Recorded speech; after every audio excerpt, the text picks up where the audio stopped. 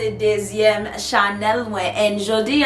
We're going to be doing part 2 of Haiti's untold revolution story. Now this has been very, very interesting to look into, extremely insightful, but I really wanted to do part 2 on the aftermath of Haiti's revolution. And make sure you do check the description box for the resources for all of this information. There's always people like, oh, where you get your information from?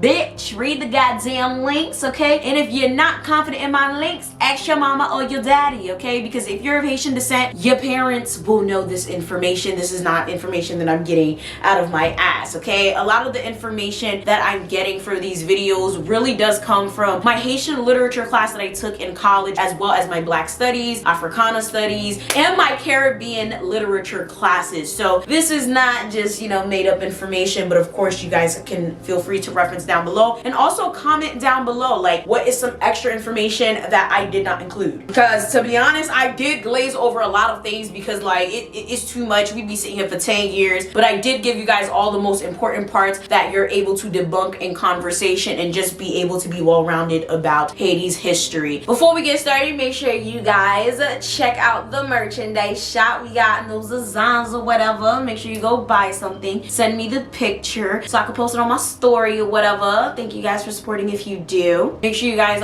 follow my main channel, and of course watch the previous video before this one. So one of the main driving forces of making these series of videos was to basically let people know that everything that you see about Haiti in the media is 9 times out of 10 nowhere near the truth, and for people to understand that before you talk shit about a place, a country, or its people, you need to understand the history, the culture, and the context. I make these videos so people are not ignorant. I make these videos so those who are of Haitian descent care to actually know about where they come from, so they're proud of where they come from, so they understand. Haiti's history could be a really good Netflix series, bro. Like, it just don't make no fucking sense how much craziness goes on regarding Haiti and its politics and everything else. So where we left off in the last video was basically Haiti gaining its independence. And again, as I mentioned before in the first video, Haiti actually was not deemed a country really. It became the state of Haiti, and Haiti was also divided as Haiti of the North and Haiti of the South. I believe both pieces were conquered by 2 different people, which I'm going to actually cover in a whole nother video because that is a whole nother thing in itself. And Haiti's independence was actually never recognized up until 1825. So imagine, from 1804 to 1825, no one recognized Haiti as a country. Everybody in the world was mad as fuck, and anything that actually did happen with Haiti is very, very, like, I don't want to say hidden, but a lot of it isn't recorded, or if it is recorded, it's very, very hard to find. After gaining independence, Haiti let a lot of people come into Haiti as a way to gain relationships. They were so desperate to have like someone to trade with, to have an allyship with, to basically make amends for something, because everyone was just so fucking mad. But to be honest, it makes sense. A bunch of slaves just killed a bunch of white people and threw them off the fucking island, literally with hands, feet, and machetes, okay? Like, yes. And I've always said it since day fucking one, Haiti has never been forgiven for being the first independent Black nation. And sad enough, there was actually other slaves that also followed suit and led their own rebellions because of Haiti. So a lot of these plantation owners especially hated Haiti. They didn't want to hear shit about Haiti. It was to the point where when there were national conferences and all the countries would get together, they did not want Haiti at the table. They didn't even want people to say Haiti whatsoever. There's lots of records of this. There's lots of people talking about this. Frederick Douglass said it best, like, we have not forgiven Haiti for being the first independent Black nation. There were so many Black publications in America that wrote about Haiti and how Haiti was suffering because no one wanted to acknowledge its independence. And furthermore, Haiti was extending citizenship to anyone that would come. They were marketing themselves as the free land, come one, come all, especially if you're Black, mainly if you're Black. They wanted to be that place and that paradise for black people, that place that black people can come together and feel safe. This olive branch was especially extended to African Americans, black Americans in America. And what's crazy about this is a lot of them actually ended up really wanting to go. Like, everyone was very much so on board. And there was also a lot of Haitians that after the revolution went to America, and particularly Louisiana, and that's why you see such a heavy influence of Haiti in Louisiana. So a lot of us have a direct love and respect for Louisiana because they took a lot of Haitians in, and vice versa. There was a good couple of, you know, free blacks that actually did make it to Haiti, because honestly, we already know that shit was not easy. Okay, the shit that was going on in America was way too much. Since Haiti had so much tumultuous situations regarding its government, changing leaders, changing presidents, all types of bullshit, a lot of the efforts to get people to migrate to Haiti wasn't necessarily successful. This is why you have my other videos that you guys have watched where I'm talking about, you know, different nations of people coming to Haiti, because they were marketing themselves as the free country. They were really marketing themselves as the free country for black people, but other people got the memo and came for refuge as well, such as the Asian, the Jewish, and other types of cultures of people. They just came there like, hey, you know, we're prisoners of war, you know, you guys are prisoners of war, you fought for freedom, we want freedom too. And luckily a lot of them left anyway. But what's really fucked up about this is so many people went to Haiti, got their independence, and fucking dipped, or they just reaped Haiti of its resources, didn't give a fuck. Now we're where we are today. So right after the Haitian Revolution, now another thing a lot of people don't talk about, which I think is kind of still felt today, that I'm sure a lot of us will probably know about, is that Haiti did actually come to America and lots of other slave nations to help with independence. They tried to help the slaves in America gain independence. However, it almost always backfired. Someone was either snitching on the other slaves, or someone would get caught, and then, you know, the Haitians would get caught and massacred, or whatever the case may be. But they did their best. They helped other countries such as Colombia, Venezuela, and others gain their independence. Venezuela actually did send some troops over to Haiti to help as well. Polish helped Haiti, and therefore they do have a piece of land in Haiti that they still reside in today. So there was a lot of action going on behind the scenes that people either don't know about or don't talk about. But in retrospect, even though Haiti helped a lot of these people, there were a lot of people that were enslaved that actually hated Haiti, because they were like, okay, well, you guys got your independence, that's cool and all, but we're still enslaved and you made our life a lot harder. Okay, so there was a lot of people that, although they were, you know, respectful to Haiti, they loved what Haiti did, they were inspired. There was a lot of people, which were the ones that was dry snitching, okay, the ones that were talking shit, the ones that really just wanted to, again, kind of like how the Haitians did before they gained their independence, let's negotiate. They thought that, okay, negotiating is better. Why massacre all these people and make things worse? I don't know, maybe they're right, but like, even in 2022, violence don't do shit, talking don't do shit. Back in the day, it looked like violence worked a lot better. I don't know what they expected them to do. So on top of all of this happening, Haiti ended up being really poor. Now you may ask why. Now this goes into the whole situation of Haiti being forced to pay 150 million gold francs, which today would be translated to $21 billion.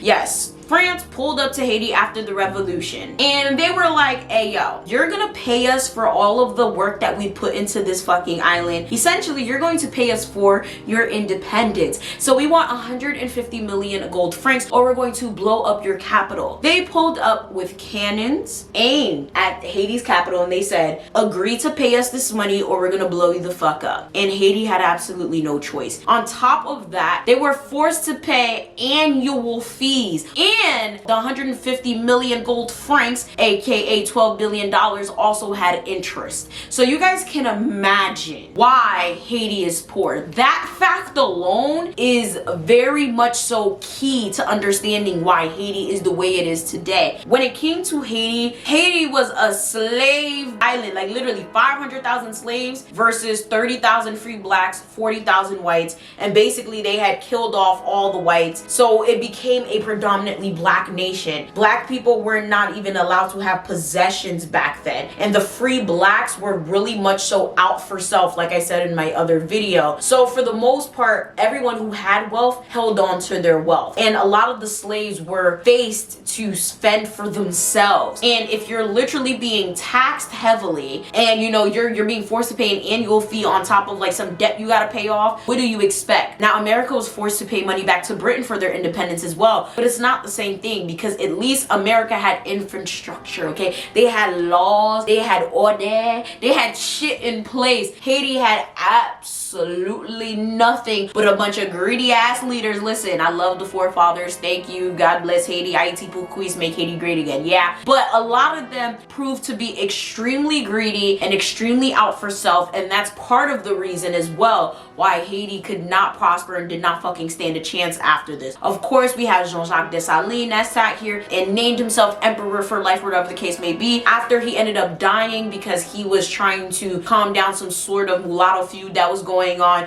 You had Henry Christophe that came up and also named himself Henry Christophe the First on some fucking royalty caca bullshit, and also forced slaves to go back to work. Literally built the economy by forcing them to go back to work. Now at this point, Haiti actually was kind of like moving on up, okay? They were getting right back into the time of their glory with the plantation work and the exporting and importing goods or whatever, but at what cost? You forced your people to go back into slavery. Yeah, those videos are gonna be fun, because when you really go into the logistics of Jean-Jacques Dessalines, Henry Christophe, Alexandre Pétion, and all of them, it's a lot. And it's really fucked up, and a lot of it goes into why colorism is so bad in Haiti now, because yes, we gained our independence, yes, we're lit, whatever the case may be, we were able to work together, but as soon as everything hit the fan, together we're a bitch.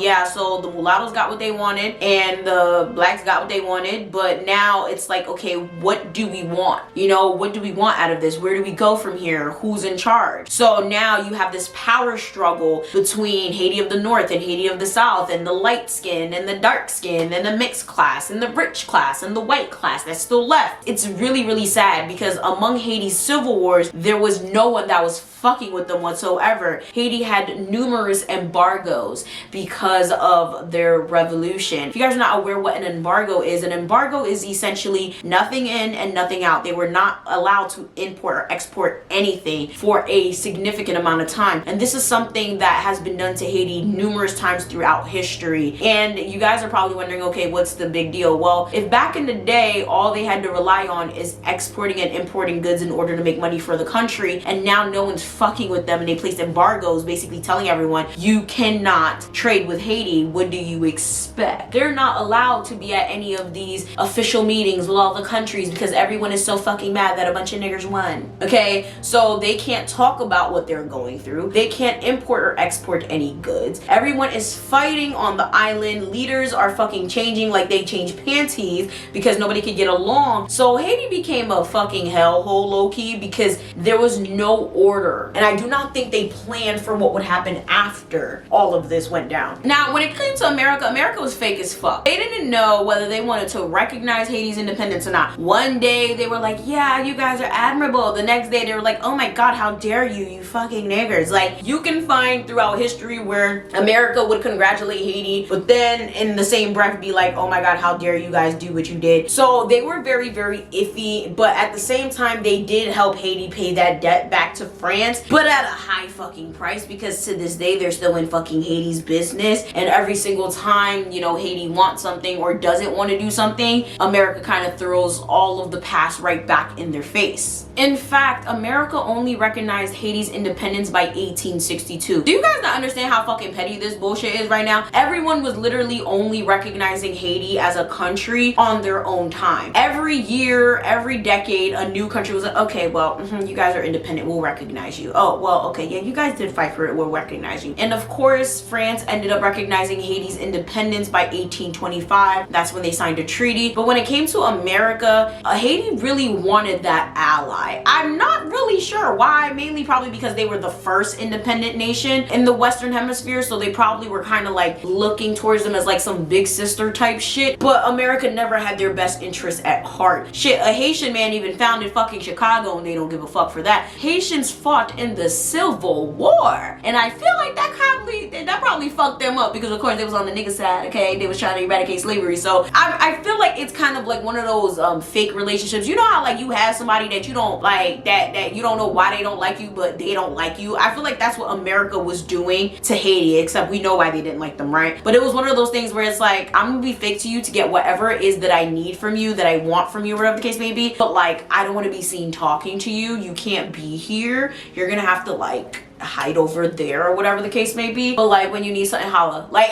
that's literally how they treated Haiti, and a lot of people were like really, you know, iffy about it, because on the other hand they had their own racial war and craziness going on. So if anything, I feel like a lot of people were very afraid to be friends with Haiti or have an allyship with Haiti, because you see what the fuck they did, and they wasn't playing no games. They were also, like I said earlier, coming to America to help slaves. They fought in civil wars. Like they were out here doing their damn thing. So I feel like when it came to an allyship that was like official and recognized, and recognizing them as a country, a lot of people in America, you know, such as diplomats and stuff like that, were more so acting from a place of racism and fear. Now, of course, there were so many different things done in order to get Haiti back under colonial rule, especially France. France could not take their motherfucking L in stride to save their life. They were wallowing in failure, because not only is that embarrassing for them, they saw it as like inherently disrespectful. What's funny is like they deemed that $12 billion as like reparations, and it's like, are you guys fucking kidding me? And there's so many people that try to say this, and I just be like, so y'all gonna say that Haiti was out here massacring people out of spite, whatever the case may be, but do y'all say that about Americans and the British? Do y'all say that about any other imperial country? I didn't think so. Now, of course, we have Dominican Republic. Now, when it came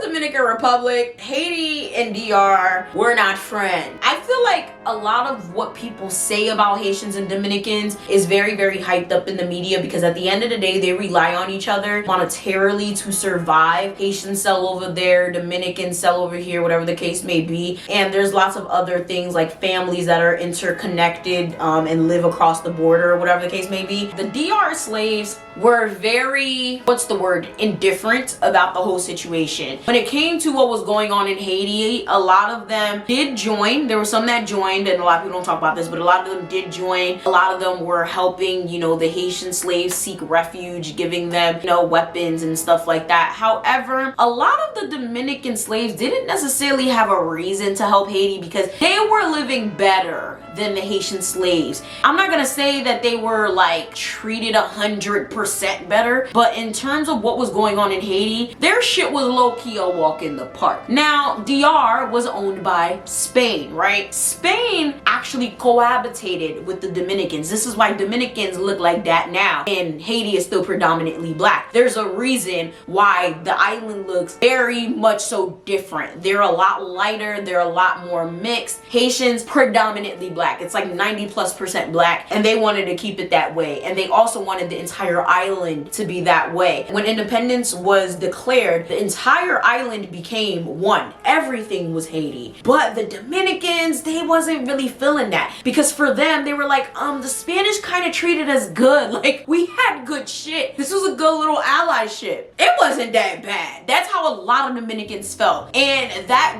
really drive the wedge between a lot of Haitians and Dominicans, because they didn't see the need for all of the violence, the bloodshed, and the fight for independence, because for them, they were not being treated as horribly as the Haitians over in Haiti. I can't blame them, but at the same time, it's like, are you guys fucking blind? Realistically, I feel like if I was in that position, I'd probably be the same way. Like, like, I'm enjoying my fruits of my labor. Like, why the fuck do we have to be free for what? So it's crazy, because, you know, when Haiti deemed the whole island as Haiti, the Spaniards were essentially kicked off the island, and now that basically everything is running amok, now we having civil wars and all this craziness has happened, all the Dominicans were very upset. And to this day, a lot of them actually deem themselves as slaves at this time to Haiti. They feel like Haiti enslaved the Dominican Republic, as they like to say, when in actuality that's not necessarily what it was supposed to be. They may have felt that way, it probably could have been like that, but that's not what the motive was. The motive was to make sure Haiti was absolutely never enslaved at that capacity again. They wanted to eradicate slavery. And I feel like what the Dominicans did not understand is that you have the Spaniards here, you guys are slaves, you're always going to be slaves, you're never going to be free, and we fought for freedom. We don't want to be slaves anymore. You can do that shit on your end somewhere else, but if you're gonna be on this island, you have to cooperate, and we're not doing the slavery shit. Get them white motherfuckers, Spaniards motherfuckers, coquito ass motherfuckers out of here. Let me stop. But no, seriously, I feel like in terms of historical context, that's literally what it was. And the Dominicans was like, okay, like what are you guys offering us that they didn't? And sadly, Haiti could not offer them anything. Haiti was very unorganized, it was unruly, it was chaotic. So for them, they were secretly trying to get the Spaniards back, and they succeeded at getting the Spaniards back, only for shit to really hit the motherfucking fan. Now I'm actually going to talk about this in grave detail when I discuss, I believe, Henry Christophe, because that's when shit really hit the fan with him. Like they hate Henry Christophe. Henry Christophe really was wilding though. Like he was doing a lot of fuck shit that I genuinely do not agree with, and I think is really fucked up. And I feel like a lot of it was, I guess, in the eyes of, you know, we need to keep this island pure of any type of slavery. But nonetheless, when the Spaniards were invited to come back to DR, they ended up enslaving the Dominicans again, and then the Dominicans needed our help to fight them off, and eventually we fought them off, or whatever the case may be, and you know, they declared themselves as Dominican Republic later on. So they actually do celebrate two Independence Days, from what I understand, independence from Haiti and independence from Spain, that we helped them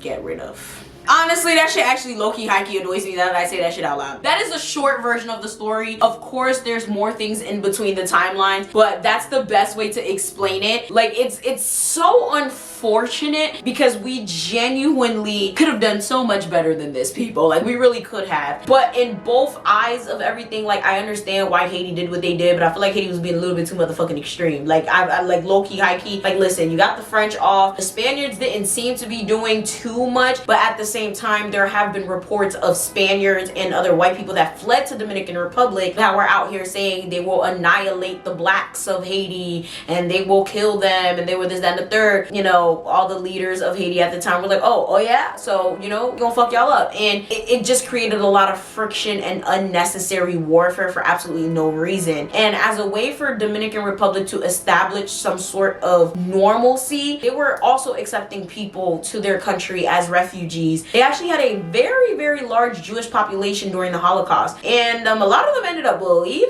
Haiti had a lot of them as well. But it's just interesting because throughout history, they've had lots of times where they kind of invited people to come. Meanwhile, Haiti didn't invite anything but black people, but a lot of them ended up going to Haiti. Very fucking strange. Nonetheless, the Haitian Revolution is a very sad story. After the Haitian Revolution, the Haitians suffered a lot, and they still suffer a lot today because of the Haitian Revolution. The aftermath, ridiculously sad, and I don't think anything could really top that type of fucking history. Imagine being black, being free, and still being enslaved just because you fought for your freedom. So with that being said, make sure you guys like, share, subscribe, get your merchandise in the shop, share this video, subscribe to this channel, get me to 100K, subscribe to my main channel. Everything you need is linked down below. Of course, comment down below anything I might have missed, any information that you would like to offer us down below, because I would love to hear about it. My next video is most likely going to be on Jean-Jacques Dessalines, or maybe Toussaint Louverture. Should I do Toussaint Louverture first? I don't know if there's that much information about his early life on the internet, but nonetheless, it's probably going to be on one of the Haitian leaders. Do not quote me on it because I have a lot of videos sitting in queue. Make sure you guys like, share, subscribe, follow me on Instagram, Zoom, all that, and I'm gonna see y'all next time. Bye.